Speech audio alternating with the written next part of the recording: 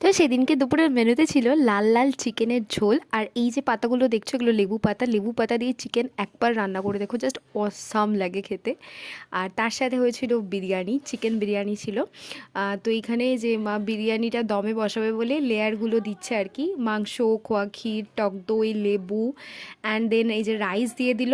আর rice দেওয়ার পর এই যে বেরেস্তা দিচ্ছে, আর বেরেস্তা ভেজে রাখলে কে কে তুলে তুলে খেয়ে নাও বলো তো, আমি তো খেয়ে নিই। আর এই যে সব কিছু দিয়ে আটা দিয়ে সাইডটা মুড়ে দিয়ে বিরিয়ানিটা দমে বসিয়ে দিল, অ্যান্ড এই যে আমাদের টপ ডিশ স্টপার রেডি হয়ে গেছে আজকে, চিকেন বিরিয়ানি। দুর্দান্ত খেতে হয়েছিল, এখনও আমার মুখে লেগে আছে স্বাদটা। আর ভাই আগে এসেছিলো, তো ভাই, আমি, দিদি, বুনু দুপুরবেলা খেতে বসে পড়েছিলাম। বাট এরপর থেকে আর আমি সেভাবে ভিডিও কিছু নিইনি। আর মামারা রাতের দিকে এসেছিলো, তো তখন আর ভিডিও করা হয়নি।